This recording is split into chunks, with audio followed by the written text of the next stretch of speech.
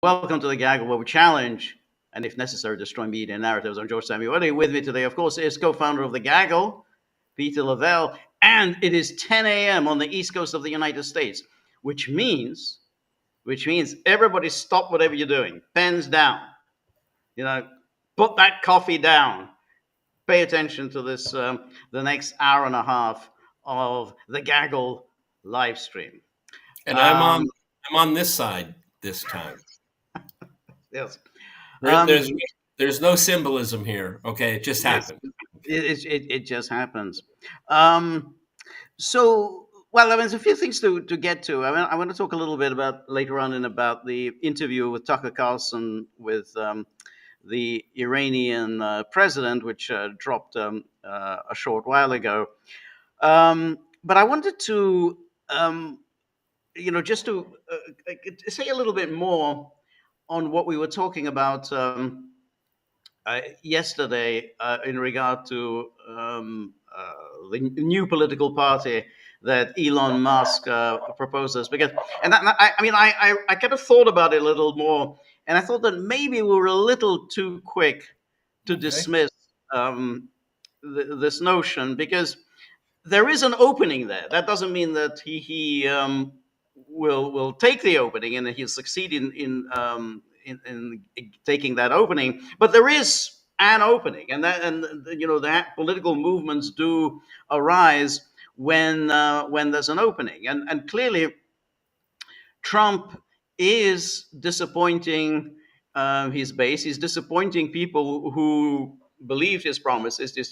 Certainly, he's disappointing them on international affairs. So far, he hasn't delivered on what he said. He said no more of these interventionist wars, no more of these forever wars, focusing on domestic issues. So he hasn't done that. Then there's the Israel thing, and I think that's an interesting thing that maybe there is a sea change taking place on Israel. That doesn't mean Musk will be able to exploit this, but maybe there is.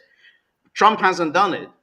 And then there's the freedom aspect, the free speech, the First Amendment, which again, Trump has certainly not done that. Trump is in fact using the coercive power of the state to crack down on speech, which is precisely what he said he wouldn't do.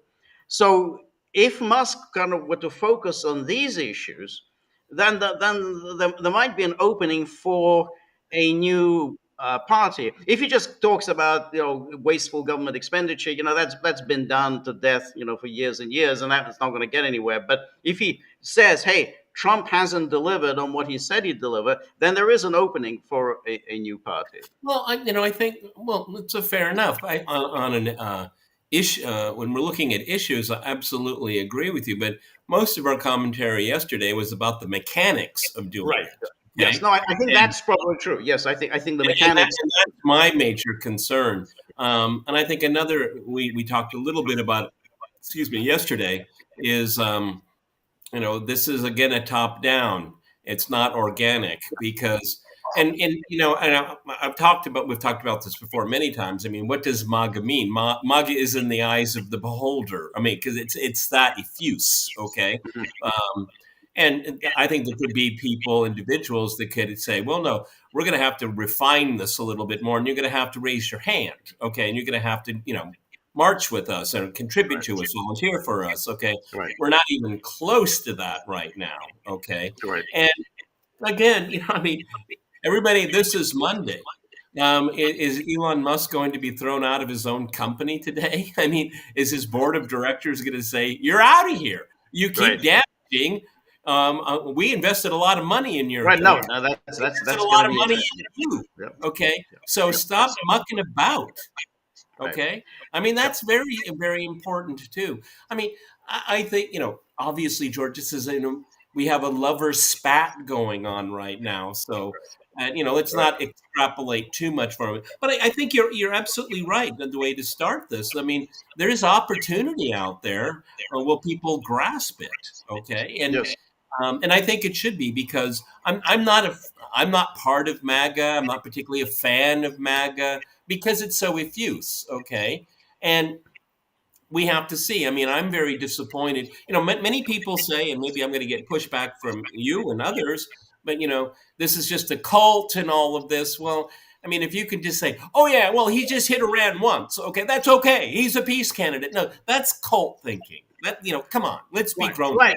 But this is where the problems arise. And, in the question of the third parties is that, why third parties in America, it's true, didn't succeed in breaking that two party monopoly. They did exert a great deal of influence. There's no question. George Wallace's run in 1968 had an enormous impact on future American politics. Yes, I mean, yes, it basically presaged the fundamental realignment. When the South went from being solidly Democrat to becoming solidly Republican, so that became the Republican base. Used to be the Democrat base, the Republican base. So it had an enormous impact, and in general, all the issues that he raised about affirmative action, which was still roiling America, and race-based hiring and everything else. So he raised many issues, even though the political party that he founded, I can't remember the name, Independence Party or whatever, that didn't get anywhere. But the issues raised. Same with Ross Perot. Yes, Perot in 1992, I think he got 19% of the vote, but he didn't win a single state. So he didn't win anywhere. But he had an impact. The issues that he raised, which was the trade deficit, the budget deficit, he said that neither is sustainable. That had an enormous impact in in subsequent years, and helped in a way fuel the Trump movement. That's I hate, these are unsustainable numbers. So you can have an influence without but necessarily winning elections. you're right. But this is a different thing. I mean, he obviously, presumably, Elon Musk wants to start a party and win. Okay, what you're talking about, which I think But is he far. may. Let me finish. I'm agreeing with you. Let me agree with you.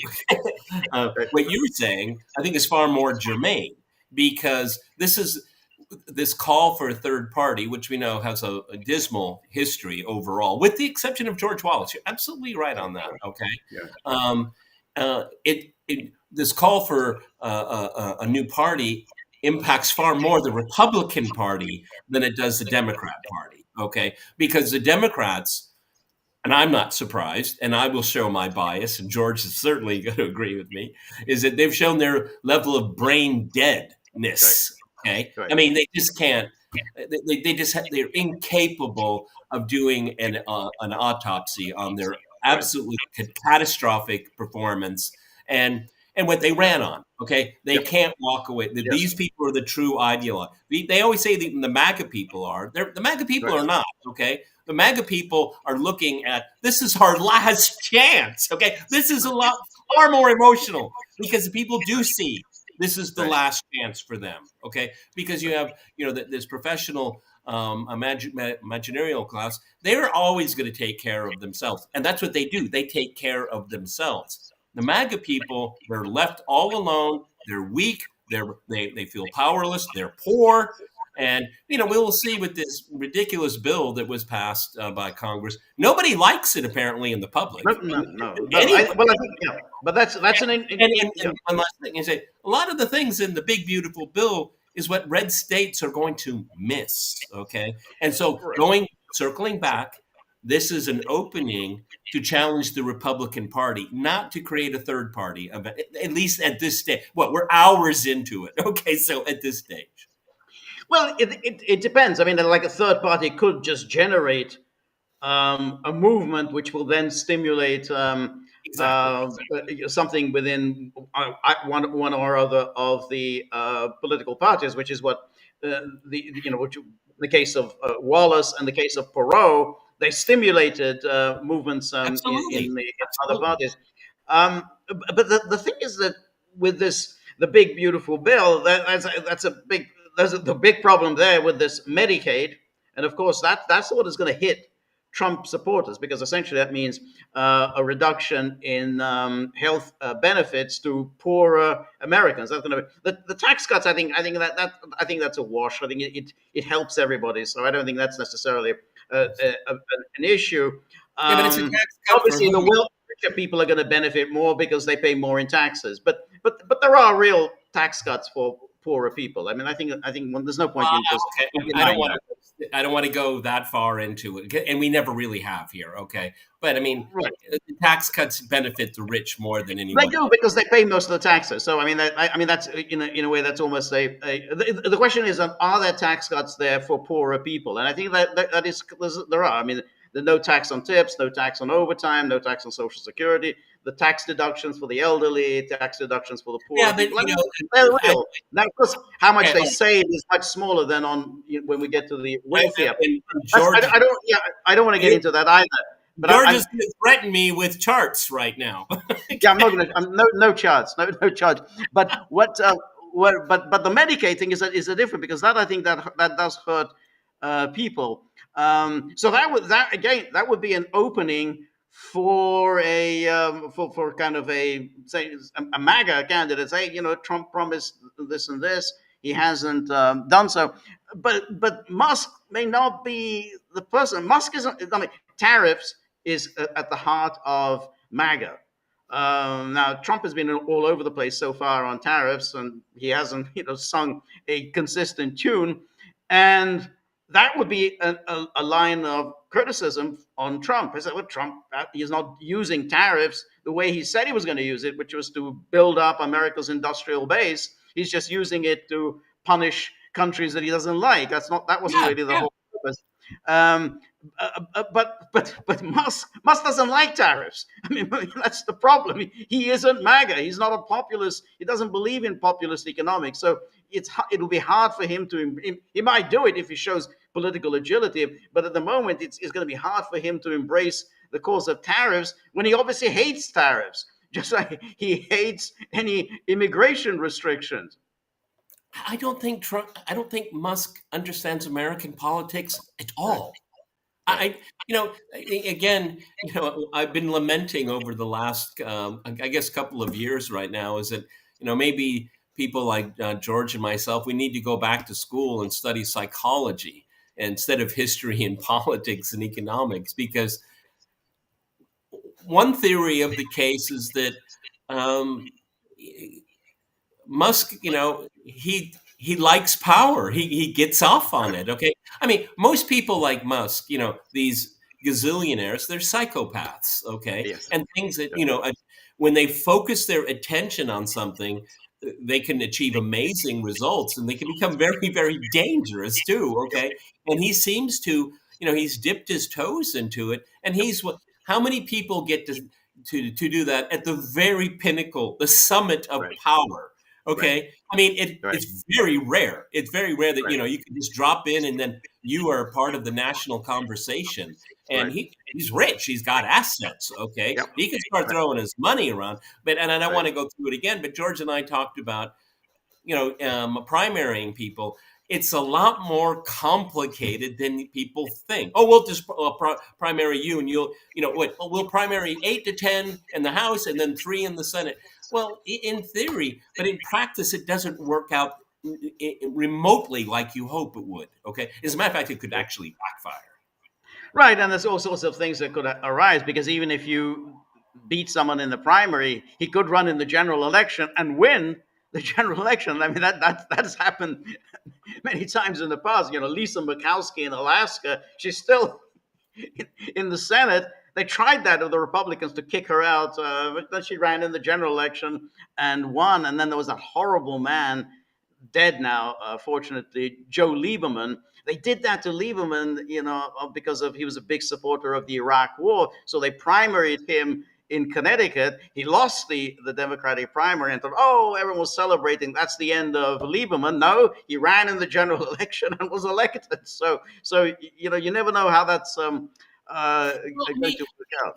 I think what this tells us, and we're obviously not going to resolve it, no matter even if we devoted the rest of the podcast to it, is that there's not all is good in MAGA world right now. Okay, because there are these openings that George opened up with here, and I would Right. agree with them completely. Musk's stance on the Second Amendment. That's problematic for a lot of people, not just in MAGA, but the Republican Party. Okay, he's a novice. Okay, Mhm. and he Right. has enormous resources, and he owns X. Okay, Right. I mean, how? Right. I mean, you would think that even someone with a mediocre intelligence and finesse could get very, very far. We'll see. He Right. has all the assets. Well, can he? Does he know how to use them to his advantage? We don't know Well, yet. that's a very good question, because if Trump, and we'll talk about this in a bit, but if he is unable to resolve these wars, and in fact escalates the wars, or he essentially continues with the Biden foreign policy, that's an opening for someone. That's said, hey, you said you would do this. This was a big part of your calling card. You didn't do it. Musk could, that's an opening for Musk or anyone else. And Israel, but does Musk have the courage to take this issue and bite the bullet or whatever, just to say, hey, Israel is Israel, the United States is the United States. That's two separate countries. He hasn't shown that he has the courage to seize the issue in that way, because Trump seems to think that the two entities are synonymous. So that's another issue. And then, of course, there is the free speech thing. I mean, it's like, hey, Musk was supposed to be a free speech absolutist.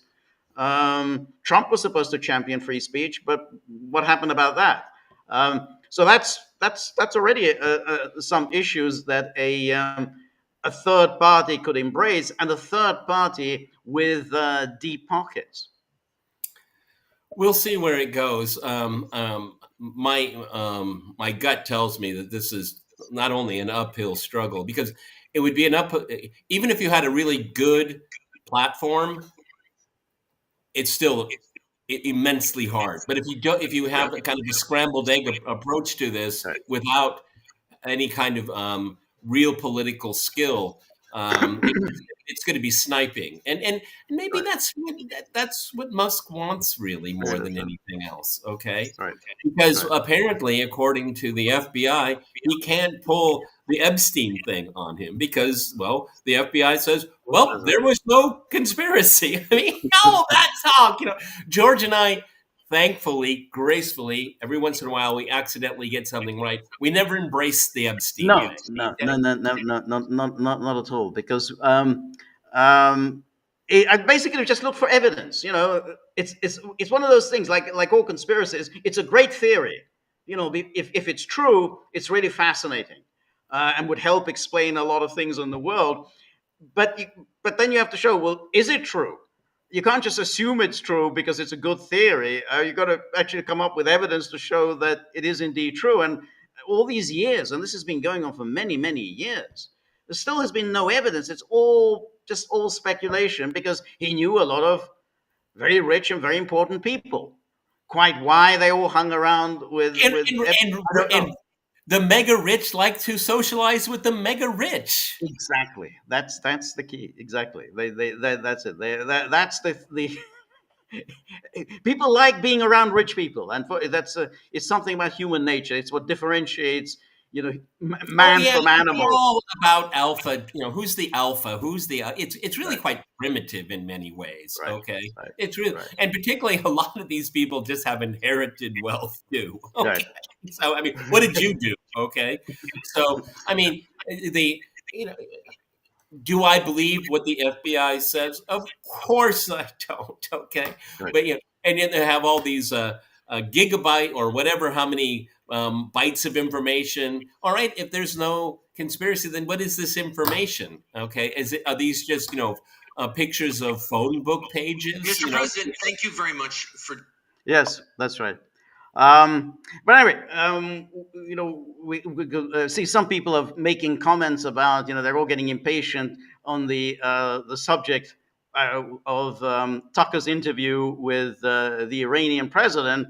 Take it away. And exactly, let's also take a look. It wasn't that long. I mean, it was essentially only about 28 minutes.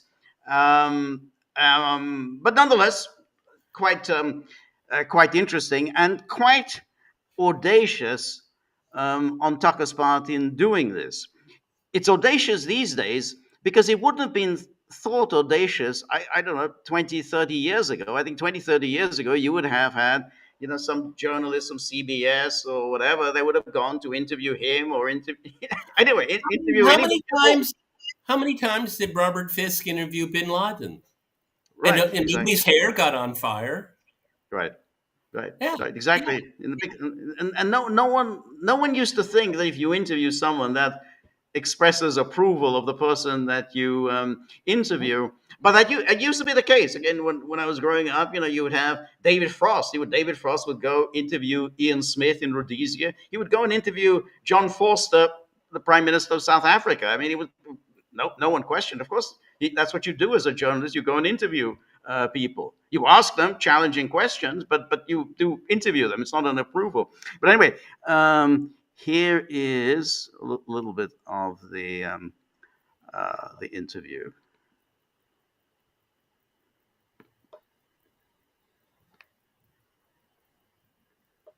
Doing this, there is a pause, or seems to be a pause, in the war between the United States and Iran. How do you think this will end? How would you like to see it end?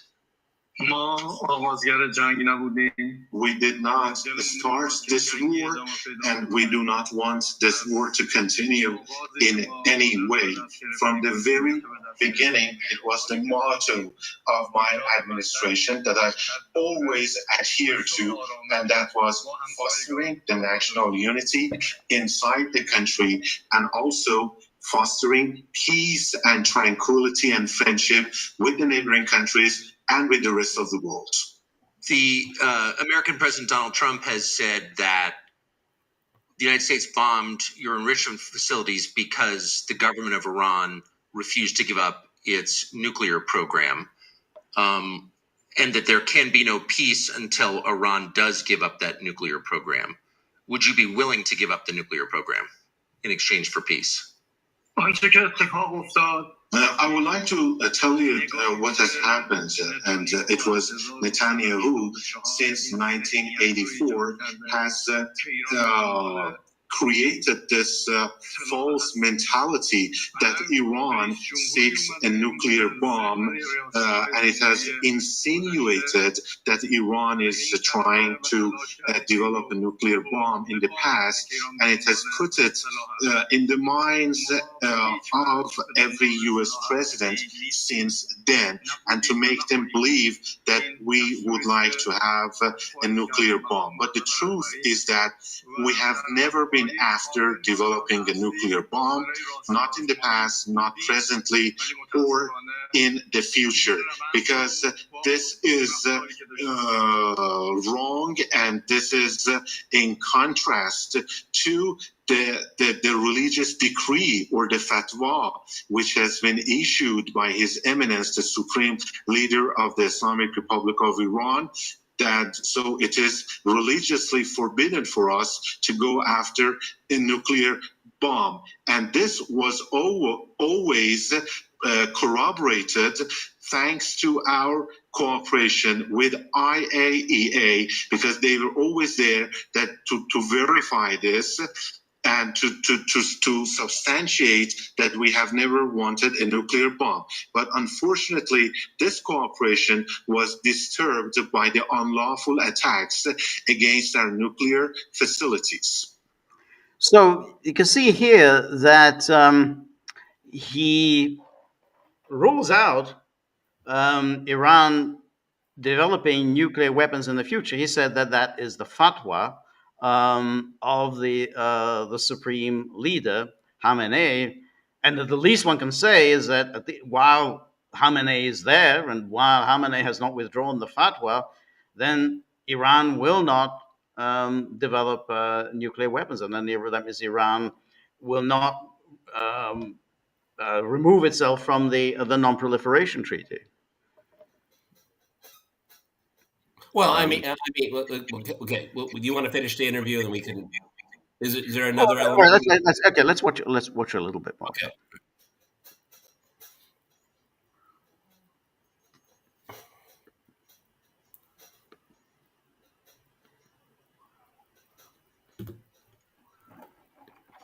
So So you have, according to news reports, withdrawn your cooperation from IAEA, the International Nuclear Regulatory Agency, and so there's, I suppose, no way for the rest of the world to know how much uranium you're enriching and to what extent, to what percentage is being enriched.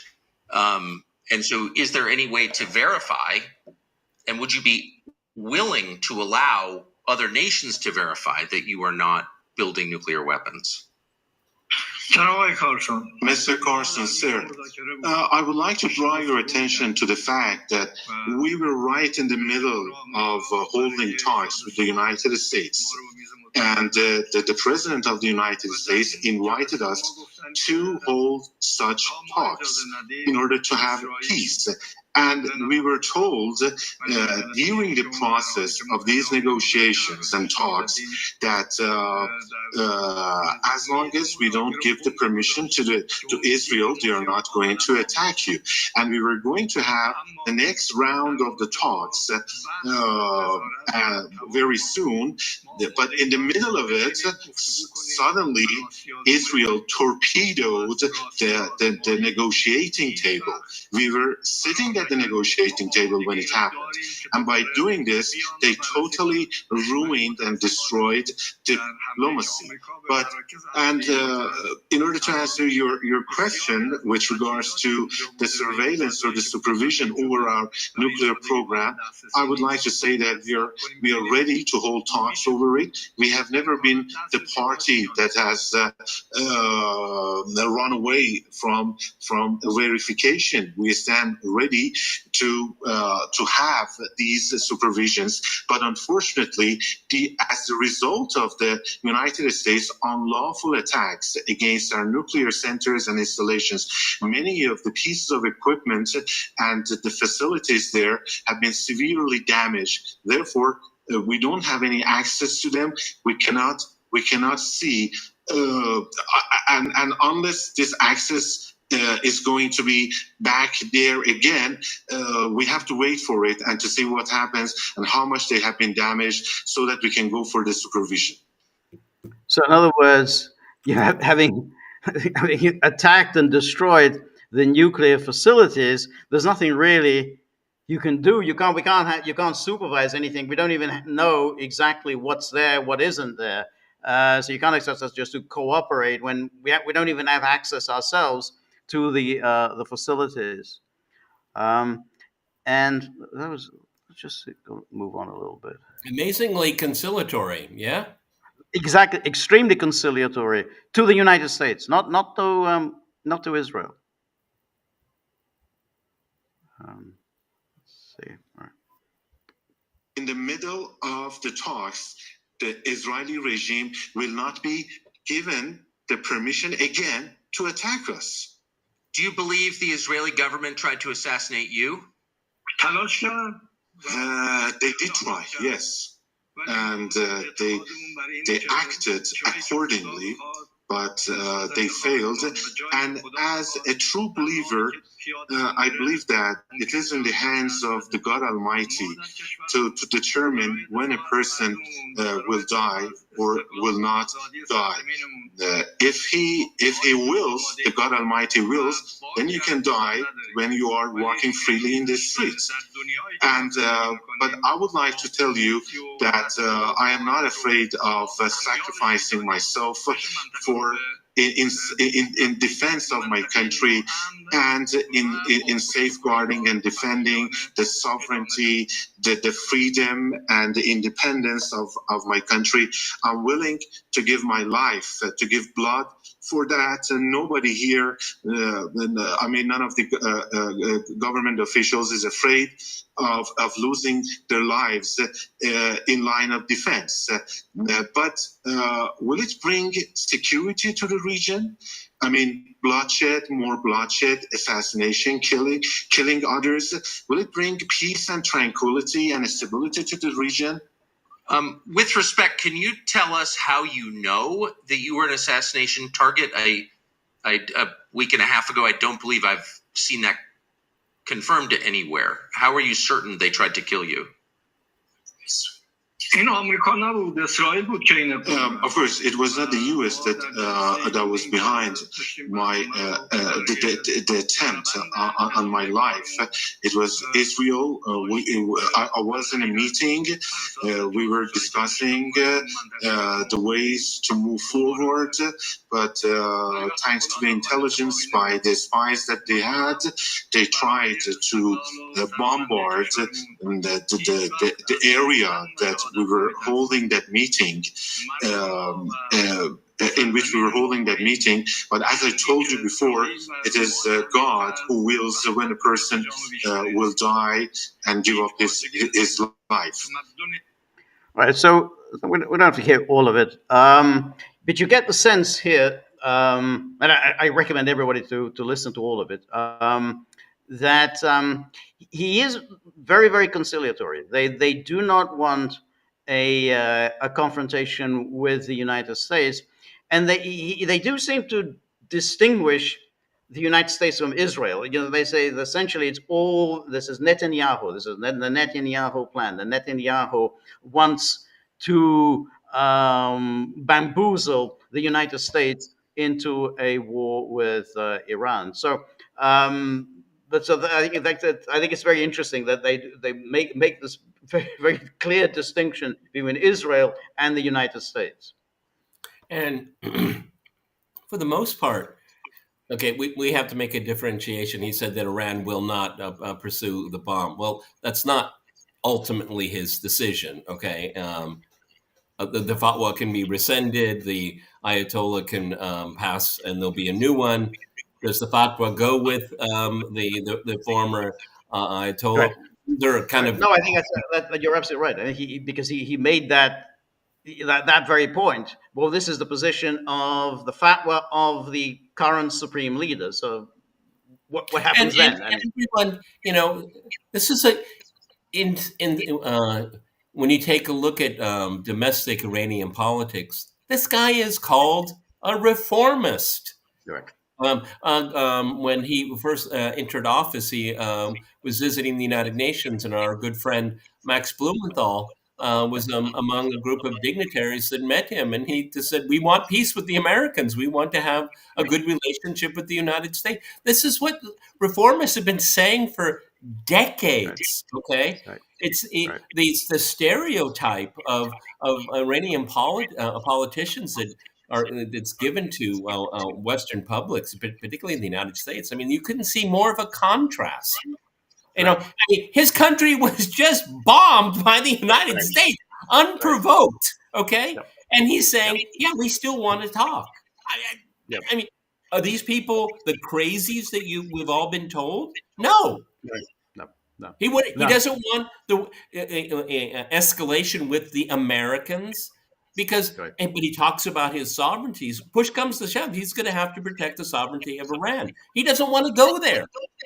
I think that's a very good point, and it's something that came out, and I haven't heard anyone quite express it in that way. In that interview that Tucker Carlson had with Scott Horton, I mean, the gravamen, what the Americans really, really get upset about and agitated about is what happened to the seizure of the embassy, because that is kind of, you know, you can't justify it. You can't just justify the seizure of an embassy. They did do that, but the event that precipitated, and that is rarely discussed, which is that Jimmy Carter had changed his position and had allowed the Shah, Reza Pahlavi, to come to the United States for medical treatment. That action caused panic in Iran, that they were basically, the American plan was to nurse him back to health and to reinsert him back in 1953. So I doubt whether Jimmy Carter really was thinking in those terms. But nonetheless, you can see why, given their experience, which was only 26 years earlier, that basically Pahlavi was restored by the Americans, and they were thinking they're going to do that again.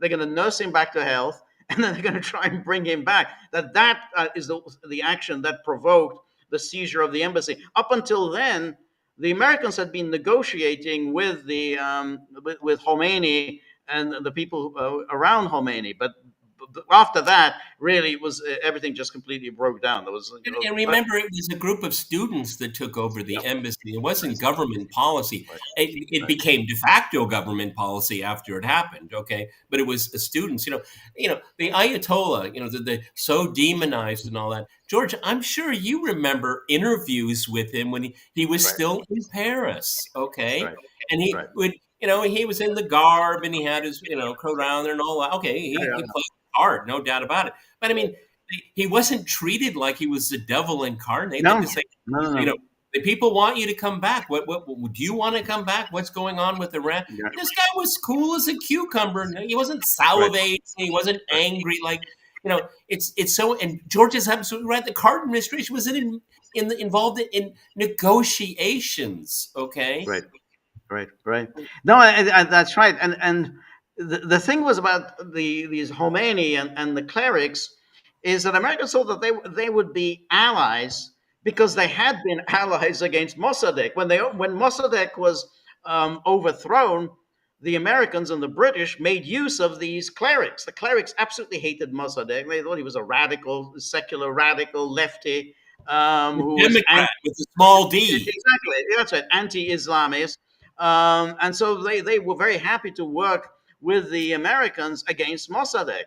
But then they turned against the Shah because the Shah was also anti-clerical. But the Americans thought that they could work with, hey, Khomeini, we remember him from back then. I mean, he worked with us against Mossadegh. So it's the story of that these people are complete loonies is based on nothing. And particularly, I mean, Iran survived a very difficult time because they had bad relations with the United States, they had bad relations with Europe, they had bad relations with the Soviet Union. That was a very difficult. The Soviet Union did not like Khomeini. They absolutely regarded him as terrible. And then, of course, he was invaded by Iraq under the sponsorship of the Carter administrations. So that was a very perilous moment for the Iranian Revolution. Somehow they prevailed, and I guess they're probably not in quite as bad a position now. I mean, they're not in a great position, not as bad in a position as they were then. But we've already mentioned it, but I think it's so important. As Netanyahu is probably having lunch right now with Donald Trump about what's next. I don't think it's about Gaza. I think it's all about Iran. Maybe I'll be proven wrong. But here's the president of Iran. His country has just been through what I guess now is going to be called the 12-day war, and he's still saying we're interested in talking. Okay, right. The Israelis don't want Tucker Carlson to talk to the president of Iran and get an answer like that. That's what they do not want that. Okay, again, George and I, we're agnostic when it comes to Iran. I don't have a dog in the fight, as it were. Okay, but as he pointed out, I mean, we were in the middle of negotiations, and then you guys attack us. I mean, what does talking mean to you? Right. That's right. That's right. You're going to talk again, and you're going to strike us again. Why should we talk to you? And that's right. But that's the thing about the IAEA. I was a little surprised because he's a lot more, nimble about the IAEA than from what I've heard from other officials coming out of Iran. So that's kind of interesting as well. Well, to be honest, I mean, I always thought that Iran would not take the obdurate position on the IAEA and say, well, we're not going to cooperate. We're not going to tell you anything about, the conditions of our Iranian facilities. We're not going to tell you about the enriched uranium, because if they do that, they play into Netanyahu's hands. Because, this is very dangerous. Even now, Donald, the Iranians are agreeing with me that it's not over yet. Yeah, George is absolutely right. That's right. That's right. So that's why I thought they would play it very cautiously. Do not, in any way, give an opening to Israel. But you've now brought up the subject of Netanyahu. So Trump yesterday was indeed gave one of his impromptu pressers. And let's take a look, because he was asked about Netanyahu and his visit today. So let me.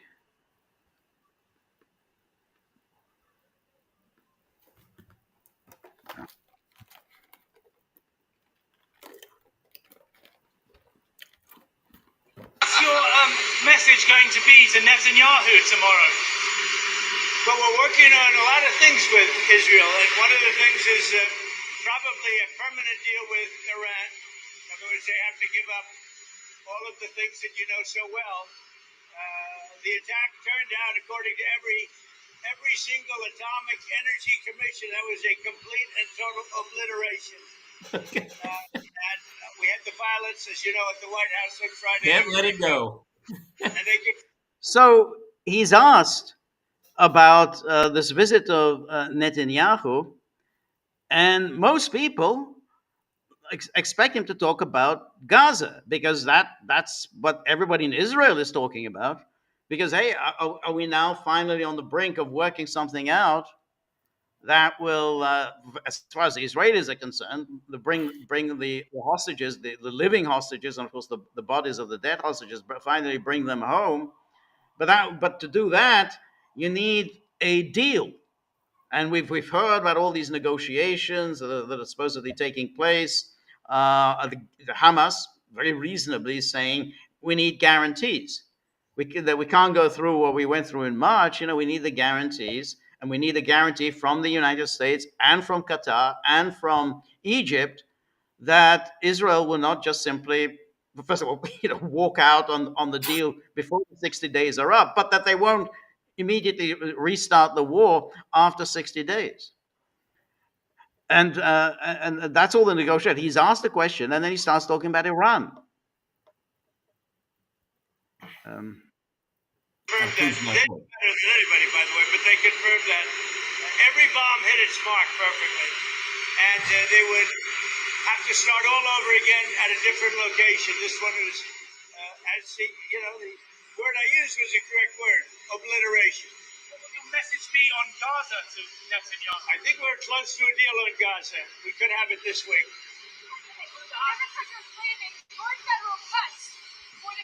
So that's it. So we're close to a deal on Gaza.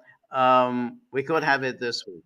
So that's he just says that. Now, yeah, you're going to say something? Well, I mean, I'm sorry. The past two ceasefires are, on my mind, George. Okay.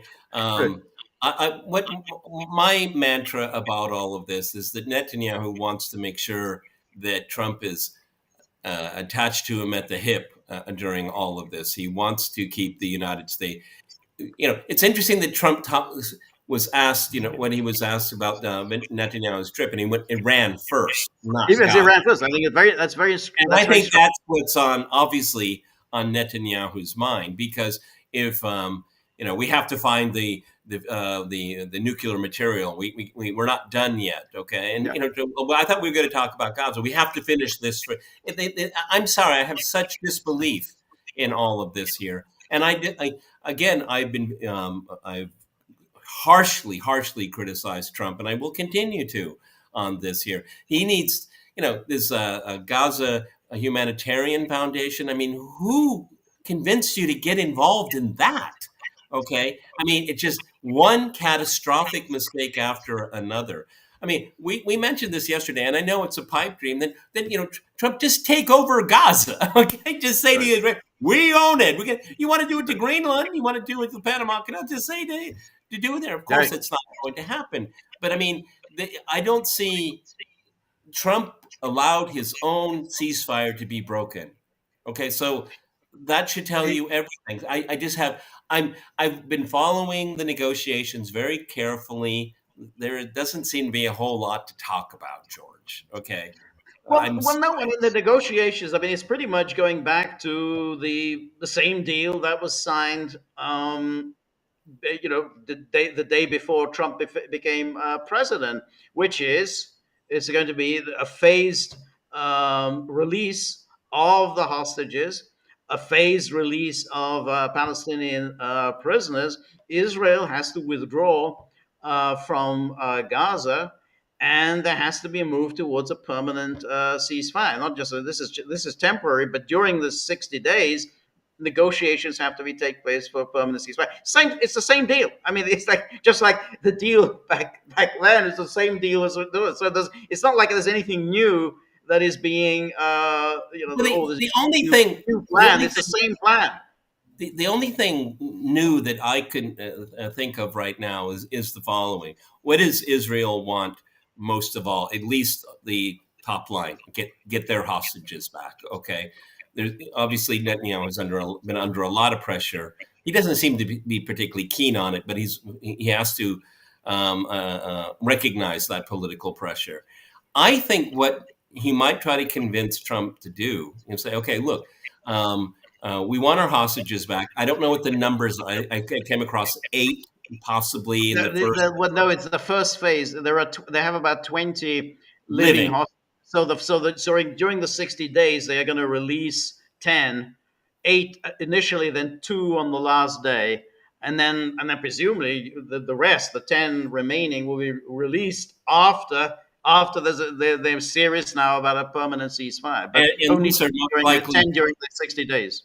And those are most likely soldiers or people that are in the military, because from Hamas's point of view, they are prisoners of war. They're not hostages. Okay, what I can possibly see is that I think that there's nothing really much more for the Israelis to do in Gaza. It's just completely wrecked. Okay, so withdrawing their ground forces, which I think the population, the Israeli populace, would be happy with that. Okay, and then just starve them out.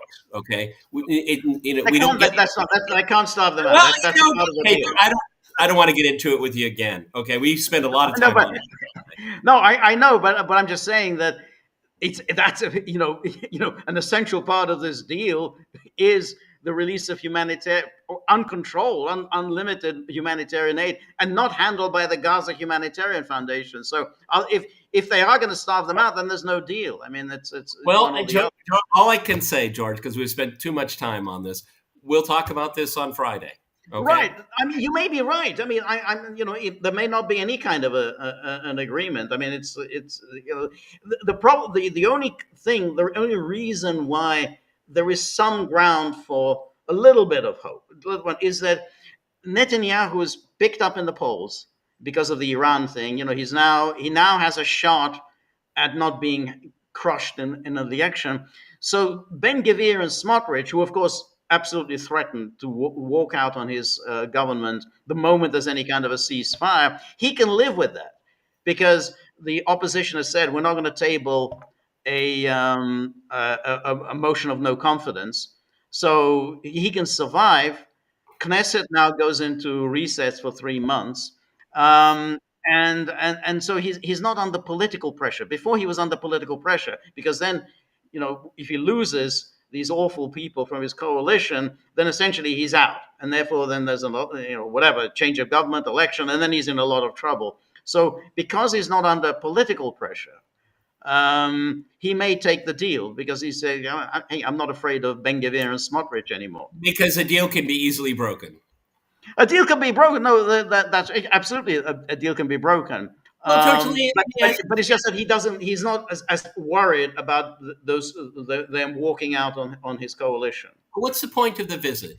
Okay, I mean, obviously these are in telephone communication, and I'm sure it's encrypted. It's the Israelis, after all. Right. I mean, what is this here? I mean, is this political theater? Is this again going back to his domestic political woes?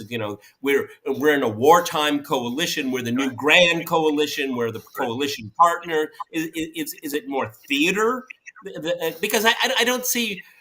Actually, I never really see reasons for personal meetings anymore. I mean, the technology is so good. Look, George and I we have never met. George and I have never met. That's true. We've never met. That's right. You're absolutely right, because Trump has these phone conversations with leaders. I mean, with Putin, he's never met.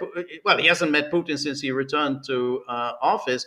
All these 6 phone conversations. I imagine very high security. I mean, that it's heavily encrypted. I don't think anyone can tap into those conversations. So yeah, you're absolutely right. What is the point of these meetings? Or is it Netanyahu is actually visiting the lobby? Got to press the flesh in Congress. Because as George and I have talked about, I mean, it's all over the place. If you can open your eyes, I mean, Israel's not a favorite topic right now in the United States. Right, right, and that's an interesting issue, and which may, I mean, I was kind of under the impression, okay, well, that's, whatever it is, however unpopular Israel is, and nothing ever changes, but maybe it is changing. I think attitudes and opinions does not easily translate into policy, unfortunately. Right, Okay? yeah, right. It should be a democracy, but it's not. Okay. Yeah, no, I think that's right, and I think that's why you have, the politicians, the big money behind the politicians, and then you have public opinion, and public opinion, that it doesn't get much of a look in. Our democracy is extremely limited, to say the least. So yeah, it doesn't matter what people think. It's big money that talks, but ultimately, eventually it does seep in. I mean, it does. If you go into a room and you say, "Oh, Israel is fantastic," and then suddenly there's silence. Then you notice, hey, something has changed. The moment anyone says, "Oh, Israel is our greatest ally," or the room explodes in thunderous applause, and now you say Israel is the greatest ally, and there's silence. The mayoral election in New York City. Okay, George, you lived there. A lot of Jews voted in that election. A lot of young Jews in that election voted for Mamdani. Okay, Right. It's not working anymore. It's not working. Now, New York City is kind of a hyper example. Okay, I mean, there's no other city in the world like New York City. Okay, it's unique, but it should be taken on board. Maybe an outlier, but taken on board. Okay, so I think that's another reason why. Well, maybe Netanyahu probably doesn't. His policies are popular. His personality is hated. Okay. Yes, that's right. But the reason why I'm skeptical that Iran will play a big role in this meeting is that, first of all, Netanyahu's jump in the polls is that the Israeli public thinks that he has handled it so well. He finally took the initiative, bashed Iran over the head. He's now, regarded as a warlord. He's a successful figure. And suddenly his poll numbers have improved, but it's only on this issue. So if he goes to Trump and says, I think Iran is, I think they've got all this nuclear, the centrifuges, they've got them, they still have them, and they have that enriched uranium. We got to do something about them. Then that undercuts Trump. Trump's saying, hey, it's obliterated. We won. We've got, Netanyahu was also saying we won. Now, I agree that they could change their position in the future, but at this moment, I don't think it pays for either of them to just say, no, I think we didn't win.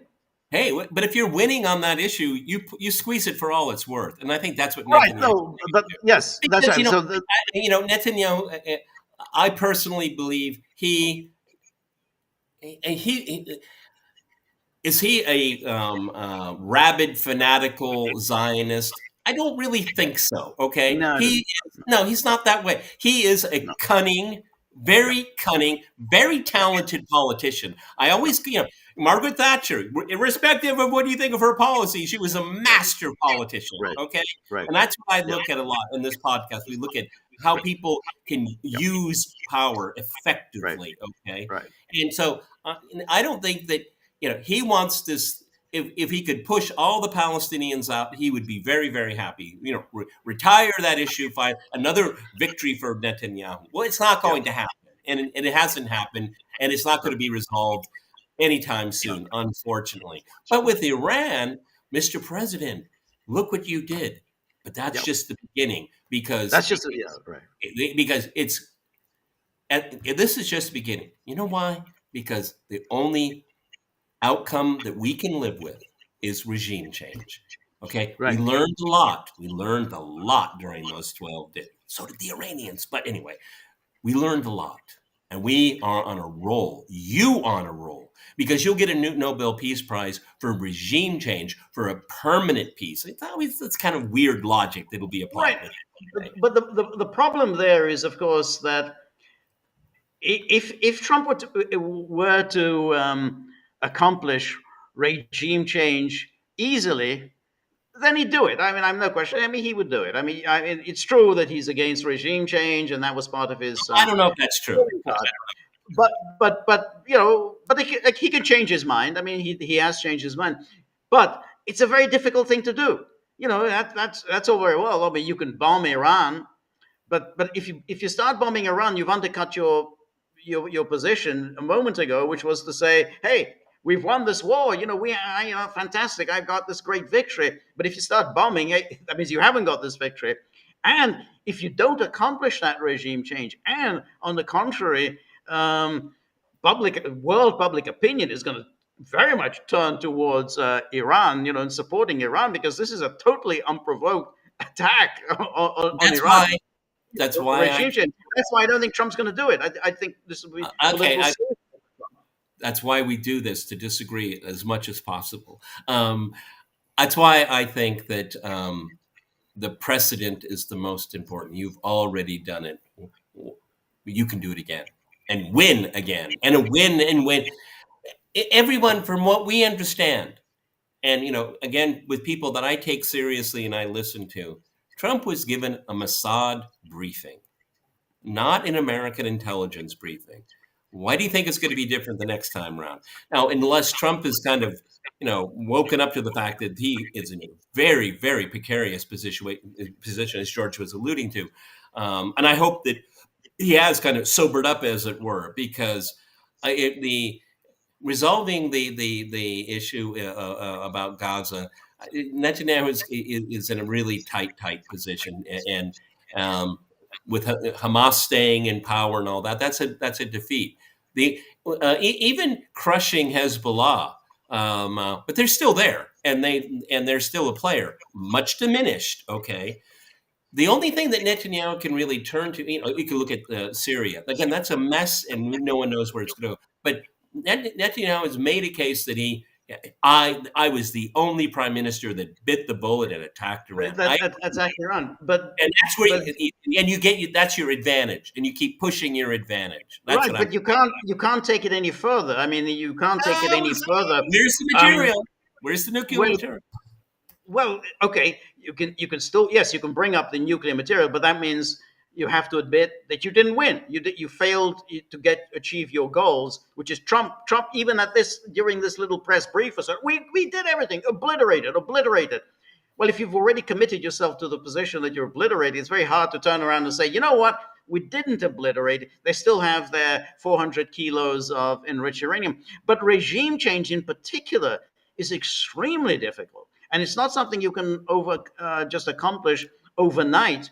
Because on the contrary, if you start bombing Iran, the public, as always happens, the public will rally around the regime. So it's going to be very difficult for him because then essentially that's an it becomes an open-ended war. I mean, that really is a forever war. Well, I think that's where we are right now. It's open-ended, okay, because nothing has ended. Okay. Let's play with the narrative. 3 nuclear sites were obliterated. But what does that mean? Does it mean that their program is gone? That's unclear. Probably not gone at all. Okay, the regime is still there.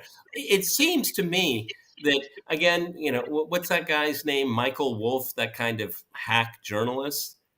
Yeah, Michael Wolff. Yeah. Well, he's making the rounds right now, and when I said Michael Wolff, I called him a hack, okay? But he's got a pretty good story floating around Washington right now. And it looks like Trump believed that regime change was going to be achieved, particularly in the first hours of the Israeli attack, okay? And it didn't work out. Because it looks like he was looking for confirmation. We're winning. We've won, right? We're winning, okay? And now we're in the middle of this. Our conversation, George, if anything, it means anything, is that a lot of things are unclear still. It's it's unclear, but that's why I don't think this is the moment when Trump is going to essentially embrace a renewed war against Iran. I mean, it may happen down the road. I mean, I agree, and I said I'm not talking about that tomorrow. I'm not talking right, about tomorrow. exactly. I'm That talking that about next yeah, week. absolutely. The Israel lobby, and Israel is going to keep talking about Iran, Iran, Iran, and they're going to raise the issue that hey, Iran still has the capability, but they can't do it right now because they're still strutting around, boasting about this fantastic victory that they achieved. So Well, now is okay, not the right time to do this, let's go and back that's to why they did that with in the case of Gulf War One. The Bush Senior did come under attack almost immediately, but nonetheless there was a lot of self congratulation. That's it, we defeated Saddam Hussein. He's gone. He's done. And then boom, the Israel lobby then went into action. But it took them 12 years to get America back in and to finish the job against Saddam Hussein. It wasn't done overnight. They couldn't persuade the public to say, you know what, we really didn't win Gulf War One. We need to go back in and deal with Saddam Well, if Hussein. you remember correctly, Georgia, it was more the winning, which again is vaguely defined here. But there was one message. I know you remember this: the end of the Vietnam War syndrome. With No, over, that's right. that's Yes, what was main yes. message. That That was the was main. main. That was Okay. yes, But going back yes, to Gaza, Trump has to be the guarantor. yeah. Well, what does that mean? And is that perilous for him? I think Well, it is. I want to show you this because there was an article in Middle East Eye Good on publication, everybody. Good publication. yes, yes, and it said, according to them, that there is a side letter. Yes. I never like it when there are side I letters. think that's the lead story at antiwar.com right now. Yeah. That's right. Yeah, that's right. But here's the Middle East Eye, and then he says there that secret Trump letter would let Israel resume war despite ceasefire.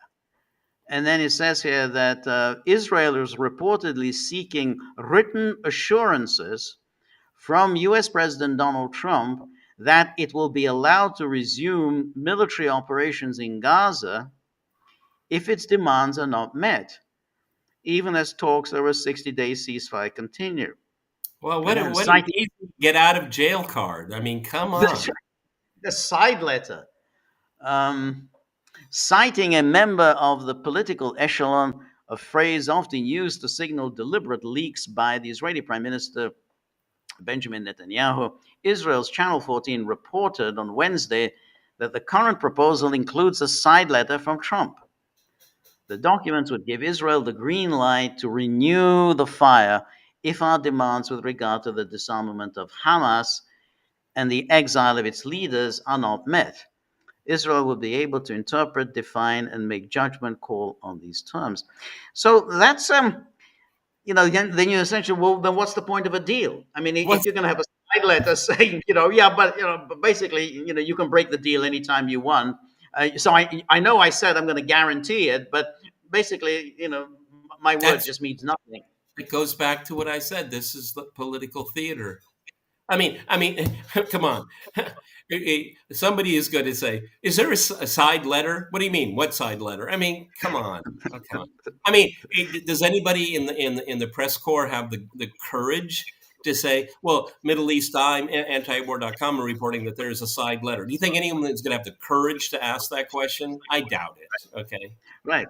Right. Well, but that's it. But of course, if you have a side letter, then of course all negotiations are completely pointless, because essentially, you have a secret deal, going behind. We're negotiating. We're not negotiating. That's right. It's like you've got your fingers crossed behind your back. So yeah, absolutely, we're gonna hold to this agreement. I had my fingers crossed behind my back. So it's like it's childish. That's not a deal. But at the same time, I think there is a great deal of expectation that because ultimately, if there's nothing, if Netanyahu, there's no deal on Gaza, then you're still back to the same situation, which is the war goes on. Netanyahu's plan of ridding Gaza of Hamas, that isn't going to happen. I mean, we've been down this path. Soon is going to be 2 years, and it just isn't going to happen. He's not going to be able to remove Hamas. So he doesn't have an achievable war goal. So Again, George, I don't know how many times we end these podcasts with me asking, what is the strategy? right, What is the strategy? Because right, this looks like political theater to me. This looks like punting again. And again, my question to you was, does this put Trump into peril? I think it does, because he's grafting himself onto a policy that he has, first of all, very little interest in, very little right, understanding of, and right, almost no control over. right. That's perilous. Yes, exactly.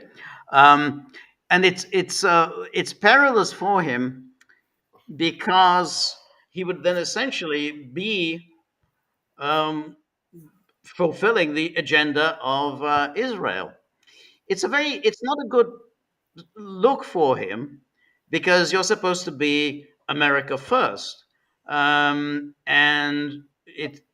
you're more Israel first than the previous person. But in a way, it may be that we should look at Trump differently from the way we normally look at him. He's really a weak leader. I mean, if you like, essentially, he exudes weakness. What he does is what weak leaders do. They kind of try one thing, that doesn't work. They try something else. A lot of I don't hot care air. what Tulsi Gabbard says. I don't care what she says. That's right. That's But a that's weak kind of, leader. yeah, That's a that's a weak leader. weak leader. It's a weak leader. I mean, how the hell do you get yourself into a situation where you're listening to the Israeli intelligence rather than your own intelligence, and not just your own intelligence, the person you appointed? It's not like, oh, I inherited this person from the previous lot. No, this is a person you you appointed. You went into bat for her in order to get her confirmed, and you dismiss what she says. And the same goes for Ukraine. He comes in, oh yeah, I'm going to deal with this, and then he kind of tries one thing, he tries something else, but he's not willing to do in each case what needs to be done to I'll just bring make a this phone call. I'll bring just make a war the phone. two wars to an. I'll make a phone call. It'll take care of everything. Right, he'll take up exactly. I'll do a phone call. Yeah, I think I think you're on mute. Uh-oh. I don't. Oh no, I can hear you now. Okay. Okay. All right, everything okay? Yeah, everything's good. Yeah. Okay. Okay. A moment ago, I just you were mute. No, that's right. So he says, "Oh yeah, I'm going to take a phone call." But then when it comes to Ukraine, it's sort of what could have changed the equation at an early stage of his administration is if he'd gone to Zelensky and said, "Look, I mean, this is it. This is basically the end of the road. We need to come to a settlement." Now, of course, Trump would have been attacked and so on, and NATO would have attacked him and so on. But that's what a strong leader does. Okay, Well, George, I got a mandate. I have that election mandate. I said I would bring peace. A lot of people are unhappy about it. That's inevitable. But I'm the president, and people are going to be unhappy. But I have to do yeah. what's best for America. Okay, so you take a hit through 3 successive news cycles. Oh my God, isn't that Exactly. sad? That's Isn't right. that sad? Okay. Right. That's right. No, That's I mean, George is right. I was elected. I won the popular vote. I won every single battleground state. This is what people want, and it's going to be done. Go, Right. go cry in your rice bowls. Okay, Yeah. that's what a leader does. Right. That's right. That's right. But he didn't do that. And then time went on, and at various points, he seemed to be suggesting that, oh well, we're going to cut off aid to Ukraine. Then he went back on it. He did that in his first term. I mean, it's like which he got impeached for. He kind of said, "Okay, I don't think this is in America's interest," and yet he kind of went back, and then he resumed arms shipments. Um, George, so that, the yeah, conversation with Zelensky. If yeah, I'd been his political strategist, I would have said, "This is a gift on a silver platter. This is right, not a negotiating partner." right. That's right. That's Problem right. solved. That was your moment. That was his moment, and he was still riding high because still fresh off his election triumph. Yeah, that's what you do when you win an election. You've got a lot of political capital to expend in your first few months. That's the time to do your make your difficult decisions because you've got a lot of political capital. You're absolutely right. After that Oval Office meeting, that was the moment when he could have done something. Now, even now with that recent announcement um, from the Pentagon that hey, we're kind of running out of military hardware, and particularly the Patriot interceptor missiles. Um, we just don't have anything to spare. But that also could be he could use that as saying, look, I'd love to help you out. That's just, but unfortunately, we just don't have enough equipment to spare. Probably now's the time to seek some kind of a settlement. But instead, Trump is already walking back on that and say, "Oh, we're gonna look and gonna see if we can find try and find stuff from all over the world." And then he talks to Schmerz, Chancellor Schmerz. Oh yeah. Send those some of your Patriot missiles to Ukraine. Doesn't matter. Send it to them. George, I have a question before you go to the questions on the Mhm. locals page. What I find kind of interesting that's going on is this may be calculated, calibrated, I don't know, but this kind of walking away from Ukraine like an Englishman. I mean, I'm not Right, leaving. I'm right, just kind of leaving. I right, mean, this kind of fuzzy right. message. How has that impacted U.S. Russia relations? Because it doesn't seem to be it's not proportionate. If the negotiations prospects go down, the rapprochement goes down. It doesn't seem like that's the case. I mean, the Russians are, again, like the Iranian president, differentiating between Israel and the United States. The Russians are, again, differentiating between Ukraine, NATO, Europe, and the United States. Is it That's working? right. Is it That's working? right. I don't know. That's a very good question. But it seems as if this kind of goodwill and friendliness is all coming from the Russian side. Every time they say anything, Peskov or Lavrov or Putin, they never say anything negative about Trump. Never, not one word negative. Never one word about negative about the Trump administration. Um, and whereas Trump says, well, I was really very unhappy with this phone conversation, very disappointed. Yeah, but Uh, that's it. Putin. But that's it. But yeah, and that may be, and that may Mild. be.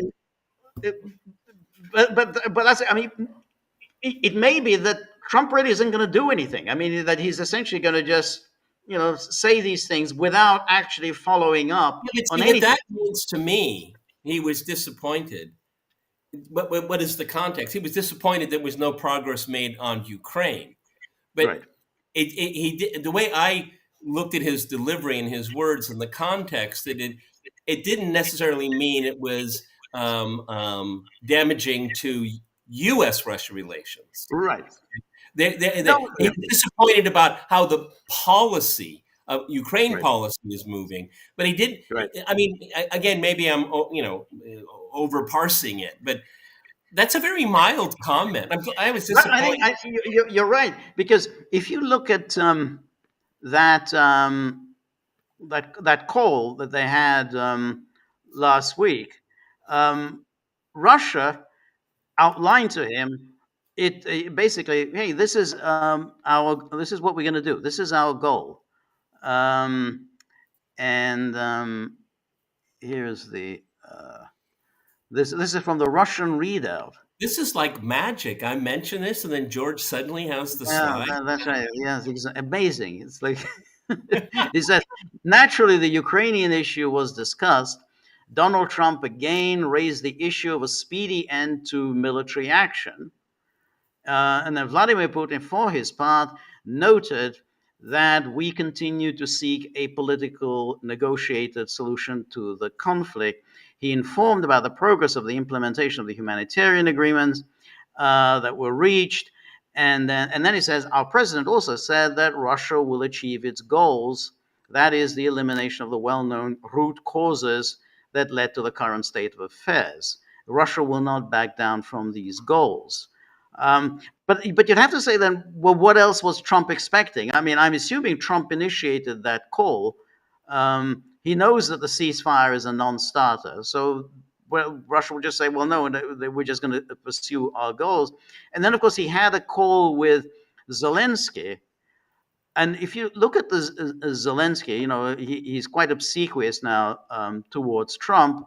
And so we in Ukraine are grateful for all the support providers and so on. And then he says, today we discussed the current situation. And then President Trump is very well informed. And I thank him for his attention in Ukraine. We spoke about opportunities in air defense and agreed that we will work together to strengthen protection of our skies. We have also agreed to a meeting between our teams. So when you look at that, you think, well, it's all pretty vague. Yeah, but it's not talking about the end of the conflict. No, it's not. It's not talking about the end of the conflict, but at the same time, Trump isn't committing himself to anything. I mean, it's not like saying we're absolutely going to deliver what you want. Yeah, we're going to talk. See if we can strengthen your air defenses. I'll get my people to talk to your people, and then see what there is in the inventory. So that's why it just may be that Trump is just going to do nothing. I mean, he's going to just wait it out, see the lay of the land in 3 months' time. But at the moment, he just doesn't see any purpose to get himself involved in this. Well, of course, the energy between the Middle East. He seems to be very interested in the Middle East. It doesn't seem at all interested here. Well, and he's just going to say that, and with a grain of truth, and he said I worked with the Ukrainians and they just wouldn't agree to peace. And right. It's he obviously isn't going to take responsibility for it because it's Biden's war after all. That's right. Okay. Exactly. That's it. Yeah. And plus, Putin's message is unchanging. It never changes. No. It never changes. So I mean, Zelensky can do his begging act, and then he can do his whining act, and I have other friends, I have another girlfriend, I'm not interested in, he can do this ridiculous, juvenile approach, which he tries right. And you know what, everybody, just to be fair, I really don't blame him. All the Americans and the Europeans made all these promises to him, and then, well, it's not working out the way we thought, but you lost the blood, you lost your country, your society, millions of people left your country. I can understand why Zelensky's not happy, okay, because you guys promised me. Right. But that's it. So it's interesting that is the Trump plan then essentially to just slow walk it and then and say, look, we don't have anything to spare. We just can't keep underwriting it. Now's probably the time to call it a day. So that way he doesn't have to make any real decision. I mean, it's just saying, look, I mean, I did say America first. I mean, we just, what can we do? And he's come under attack for that. He's come under attack to say, there's plenty to spare and so on. So that maybe that's the new Trump peace plan, which is to say the cupboard is bare. Sorry, America first means we have to, America has priority. Yeah, and Putin is just one nut he can't crack, and I'm sure he's very frustrated by that. Because everybody have to remember when Trump went to the NATO meeting, everybody was kissing his ring, his ass, and everything else, and that's heady. You're like, well, I'm the man. 5% of your GDP. Okay, sure, yes, sir. Okay, he likes that. Okay, yes, and then yes. as the 12-day war was going on, oh, we're winning, look at that, wow, perfect bombing, yeah, and then oh, this Ukraine thing again. Yes. And I think Yes. that's how he feels about it. Yes. I think Yes. Trump is very easy to understand through emotions more than anything Right. else.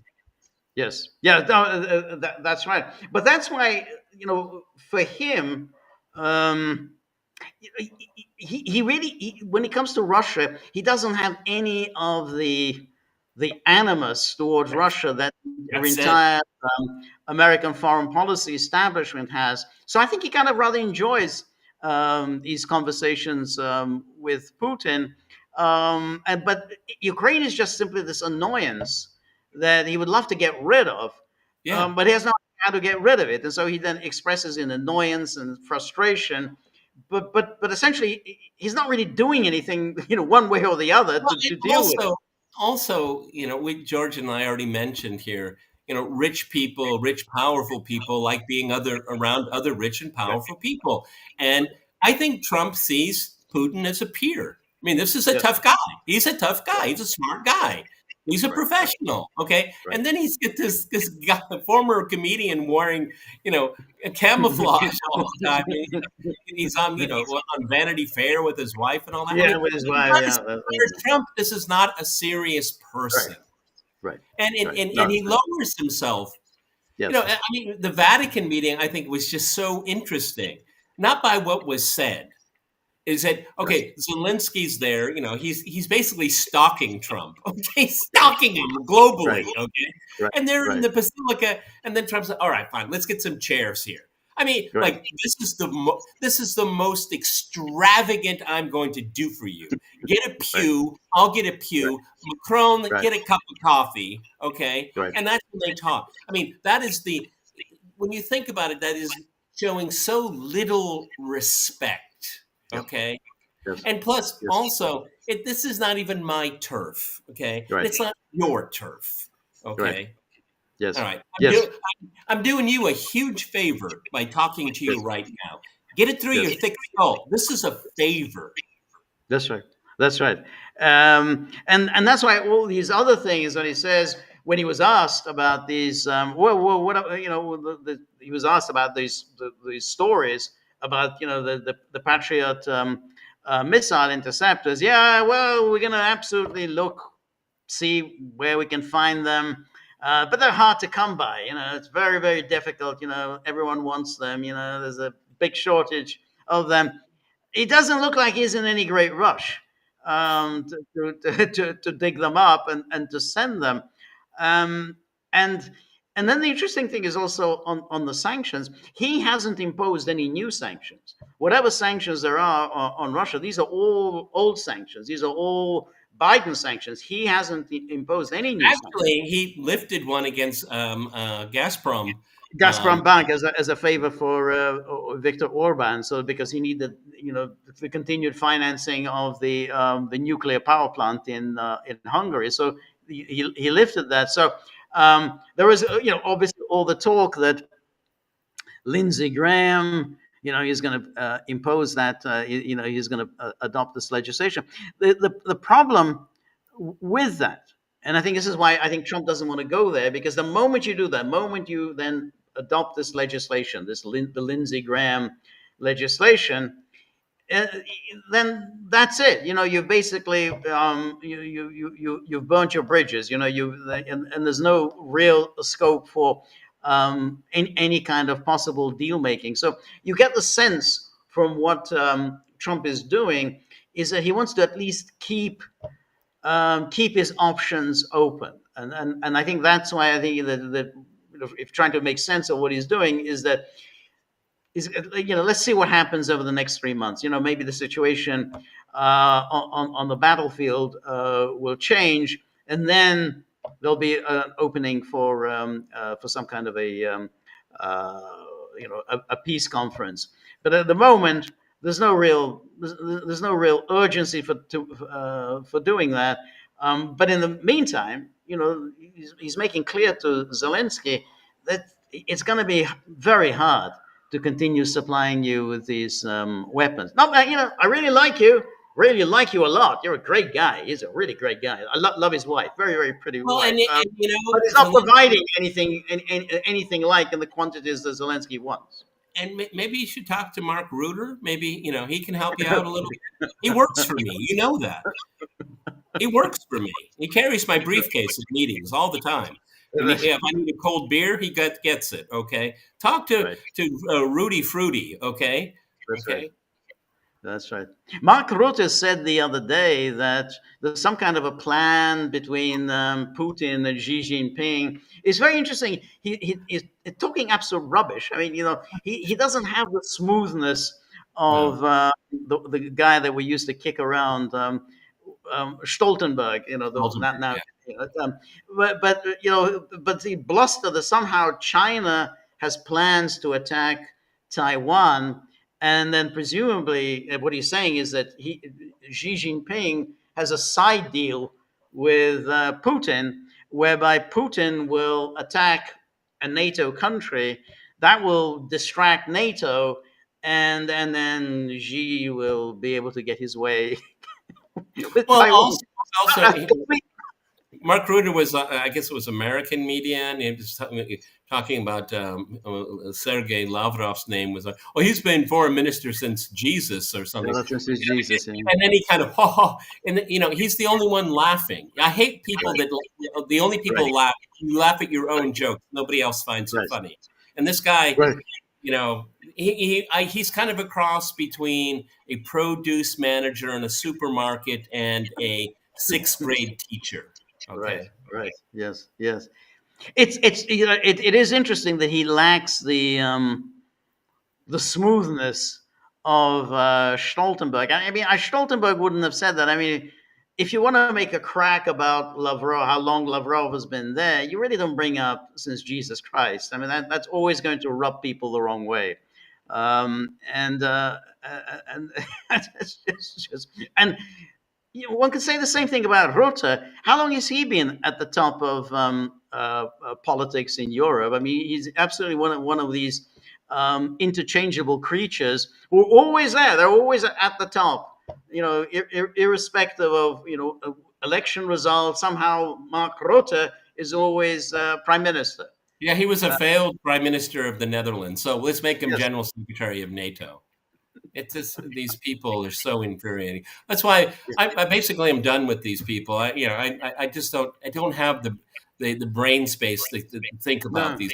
They're just so unserious people. Okay, They will have their reckoning. They will have their reckoning about security in Europe, because they're not going to spend that money. They're not going to go to conscription. They're not going to start building a massive military industrial company. They're not going to do that. What they might do, and this is probably what they will do, is that they'll just go further and further in debt. They won't produce their own weapons, and they'll buy them from the Americans. That's what Trump wants. Right. But yes, that's right.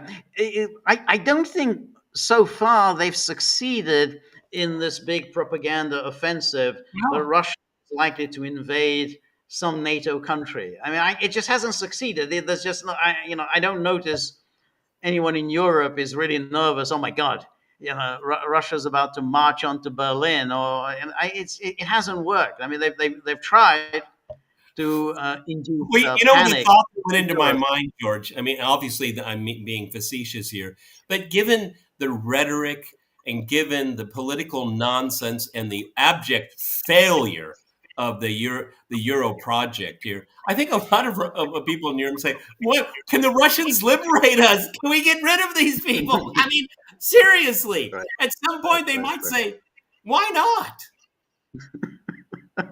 Putin's standing in the world is very high. It's very high. That's right. They like everything.